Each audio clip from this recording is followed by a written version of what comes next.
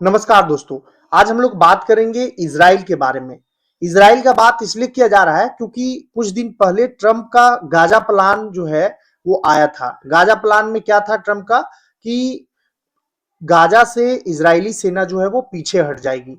उसी के बारे में इजराइल के प्रधानमंत्री बेंजामिन नेतन्याहू ने कहा कि जब तक वो प्रधानमंत्री बने हुए हैं तब तक किसी भी तरह का फिलिस्तीन देश नहीं बनेगा। नेतन्याहू ने साप्ताहिक कैबिनेट बैठक की शुरुआत में उन दावों को खारिज कर दिया जिनमें कहा गया था इजराइल ने ट्रंप का गाजा प्लान मान लिया है। उन्होंने गाजा से इजरायली सेना को हटाने से इनकार कर दिया।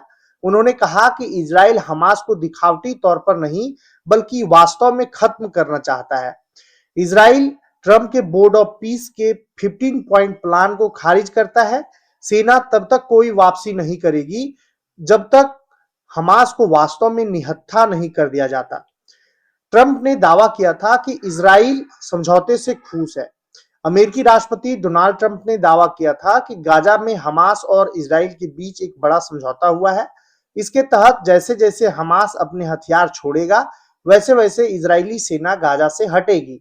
ट्रंप ने नेतन्याहू से वाशिंगटन में मुलाकात के बाद कहा था कि इजराइल इस समझौते से बहुत खुश है।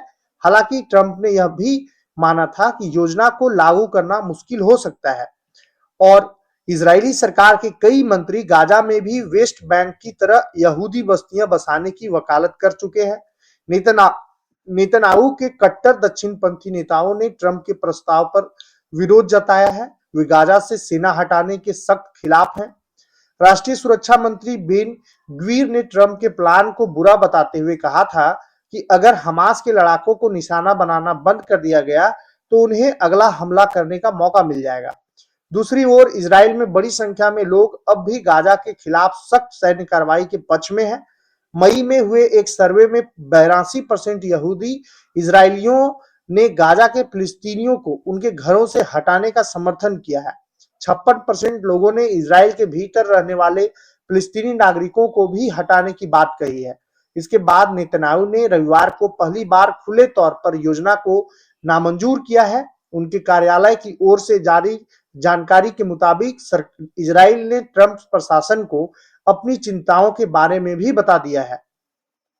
नेतन्याहू ने कहा कि इस मुद्दे पर अमेरिका से बातचीत चल रही है।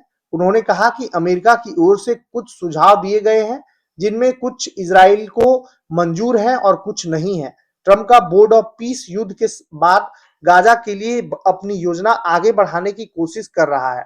हमास इस प्लान को मान चुका है लेकिन इजरायली अधिकारियों का आरोप है कि आतंकी संगठन इस प्रक्रिया का इस्तेमाल इजराइल की दोबारा सैन्य कार्रवाई रोकने के लिए कर रहा है। गाजा के ज्यादातर इलाका जो है वो इजराइल के कंट्रोल में है। आप पिक्चर में देख पा रहे होंगे कि जो ग्रीन वाला एरिया है वो इजराइल के कब्जा में है और हमास का कंट्रोल मात्र रेड वाला जो येलो लाइन दिख रहा है आपको वो इजराइल सैनिकों की वहां मौजूदगी है और रेड वाला पार्ट पर इजराइल ये फिलिस्तीन आने की गाजा के लोग रहते हैं, फिलिस्तीन के लोग रहते हैं वहां। अब आप समझ सकते हैं कि इजराइल जो है वो कितना बड़ा एरिया में अपना वर्चस्व जमा चुका है। अगर हम बताएं आपको कि बोर्ड ऑफ पीस क्या है तो ट्रंप ने पहली बार सितंबर 2025 में गाजा युद्ध खत्म करने की योजना पेश करते हुए इस बोर्ड का प्रस्ताव रखा था। रॉयटर्स के मुताबिक अमेरिका ने करीब 60 देशों को इस बोर्ड में शामिल होने का न्योता भेजा था। इस बोर्ड की भूमिका सिर्फ गाजा तक सीमित नहीं है बल्कि यह वैश्विक स्तर पर संघर्षों को सुलझाने का भी काम करेगा। बोर्ड ऑफ पीस चार्टर के मुताबिक जो देश 3 साल से ज्यादा समय तक इस बोर्ड का सदस्य बनना चाहता है उन्हें $1 अरब का योगदान देना होगा। अगर गाजा बोर्ड ऑफ पीस के सदस्य का बात करें तो पहला बोर्ड ऑफ अध्यक्ष जो है वो अमेरिकी राष्ट्रपति डोनाल्ड ट्रंप है। मार्को रूबियो अमेरिका के विदेश मंत्री, स्टीव विटकॉफ अमेरिका के विशेष दूत, जेरेड कुशनर ट्रंप के दामाद और सलाहकार और टोनी ब्लेयर पूर्व ब्रिटिश प्रधानमंत्री, mark Rowan CEO Apollo global management के, अजय बंगा वर्ल्ड बैंक के अध्यक्ष और रॉबर्ट ग्रेबियाल अमेरिका उपराष्ट्रपति सुरक्षा सलाहकार हैं। अब इतने सारे जो है वो गाजा बोर्ड ऑफ पीस के सदस्य हैं। अब गाजा में जंग के 2.5 साल हो चुके हैं। 75,000 से ज्यादा लोग का मौत हो चुका है। 1.7 लाख लोग जो है वो घायल हो चुके हैं।